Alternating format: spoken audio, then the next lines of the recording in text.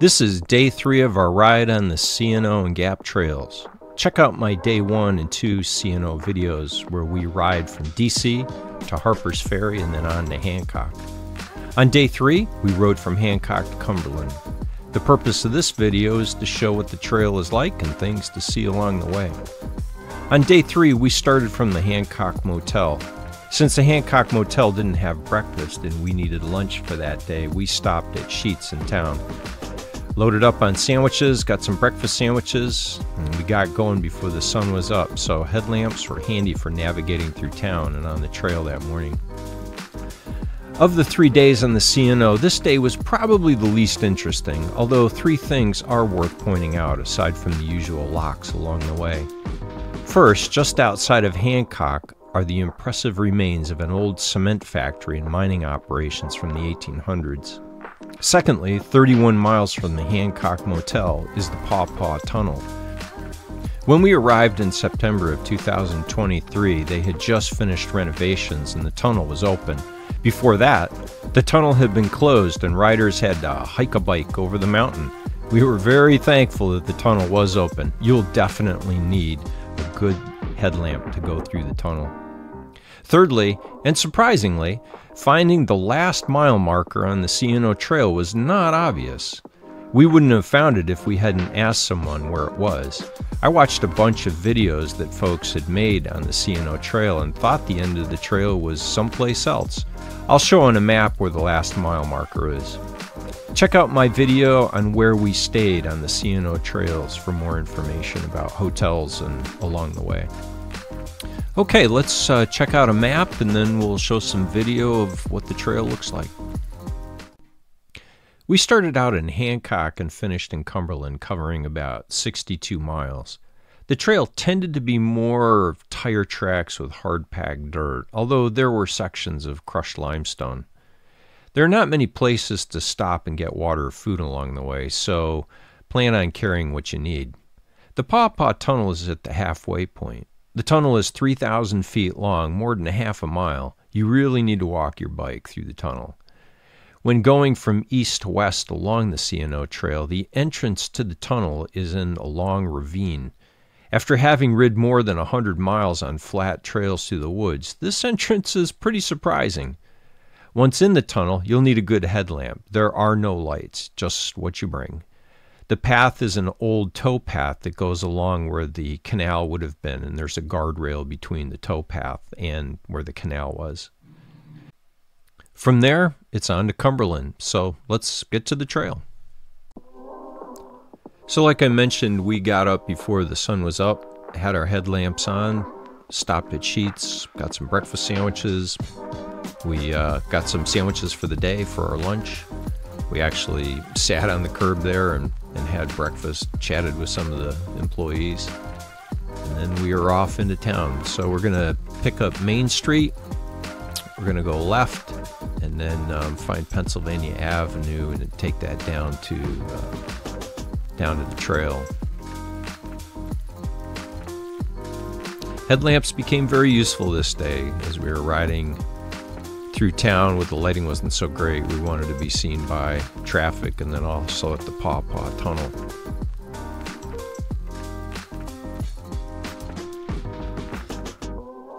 So now we're going to pick up the Western Maryland Rail Trail. We're actually going to head east on the trail.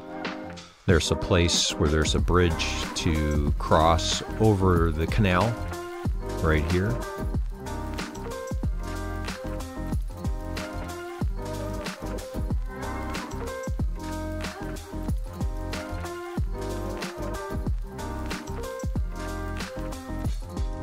And then we're going to pick up the C&O Trail and head west on that. You can see the trail's pretty bumpy. And then there's the tire tracks I was telling you about. Riding past Sleepy Hancock. Now this was a really interesting place. This was worth stopping and reading the marquee. This was an old cement factory and some kind of mining operation, I think, from the 1800s.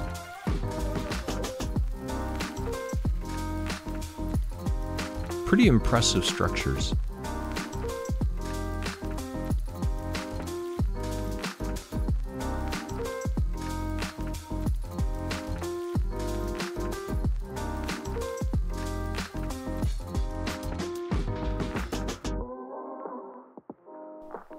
When we were out that morning, there was actually a septic truck that went around and emptied out the porta pots along the trail that we encountered several times.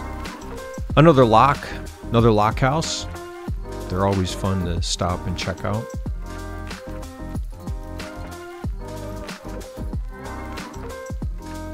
Here you can see the trail has changed back to crushed limestone, which was nice to ride on.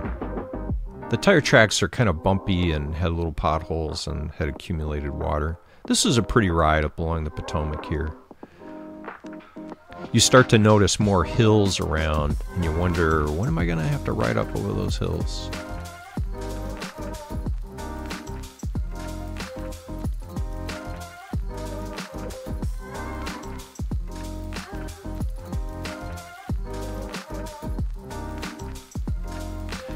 Here's another lock. This off to the left is one of those hiker-biker camping areas that look pretty interesting. There were some people who had camped there for the night as we rode past. Gave them a hello. You can see the water spigot there on the left. Those are not potable, so bring your water filter. And they have porta pots with these hiker-biker campsites. Potomac was nice and calm. And here we head towards the Paw Paw Tunnel. It's like I said, after 100 miles of flat tracks through the woods, this is a rather startling geography here. They had just put in this boardwalk here, and they were finishing up the renovation, so there was still a lot of equipment around when we came through.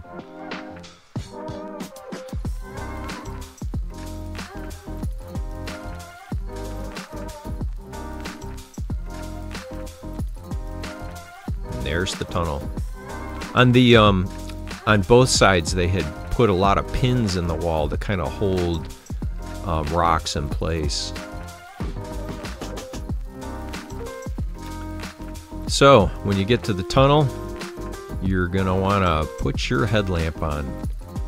I wish I had kicked off my bike shoes and put my flip-flops on and walked down here. You can see that this is the old towpath on the left, and then the canal was on the right there. Bit of a drop-off there. Narrow. When you meet somebody else coming down, you kind of got to scooch around each other.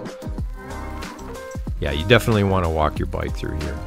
I found these benchmarks on the walls as I was walking down.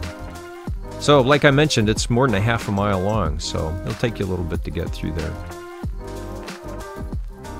Then you come out the other side. When you come out the other side and you turn around and you look back, the tunnel looks more normal than the east to west side. Again, a lot of equipment there for the renovation. By the time you get there, a lot of that equipment may be gone. Like I mentioned, the tunnel had been closed for renovations for quite a while, and it just opened up a week or two before. We were very thankful because the hike-a-bike over the mountain was not fun. So, back on the trail.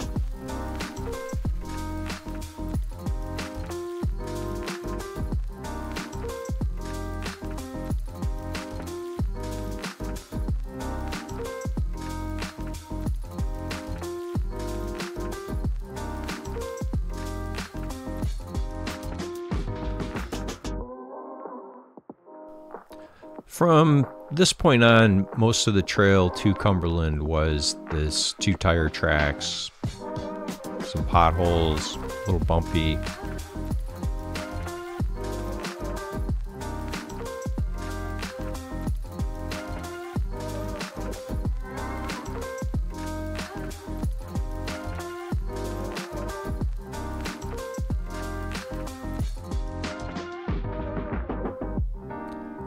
More old aqueducts along the way.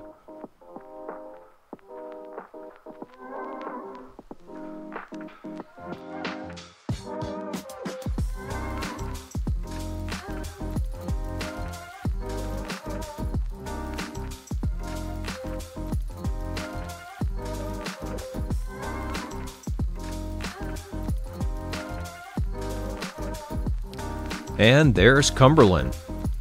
Nice crushed gravel path into Cumberland there. Okay, let me tell you how to find the official last mile marker for the C&O Trail. So you're going to come along, and the trail is going to look like it's split, so it's going to go off to the right there over the canal. But what you want to do is go straight, and it's going to look kind of funky because it looks like an access road for the railroad track. But you keep going straight. You're going to come down to a path that's going to hairpin to your right. You're going to go down a hill. It's going to zigzag back to the left, and at the end of that, down near where the canal is that final elusive mile marker, which you're going to want to take pictures next to. We never would have found it unless we had asked somebody.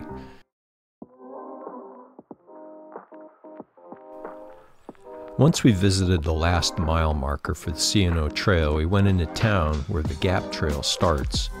Backtrack from the last mile marker and cross over the canal to get there. This will take you down to where the Gap Trail starts. There's a big sign that hangs over the trail and a big icon or logo on the ground. There's a bike shop in town right next to the trail, Wheels Up Bike Shop. And we bought some C&O Gap t-shirts, water bottles, and got our bikes tuned up.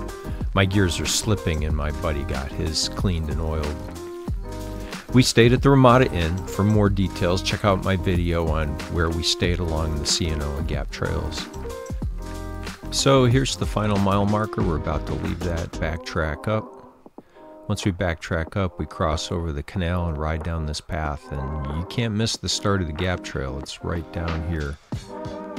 We just finished up at the bike shop, and then straight ahead is the start of the Gap Trail.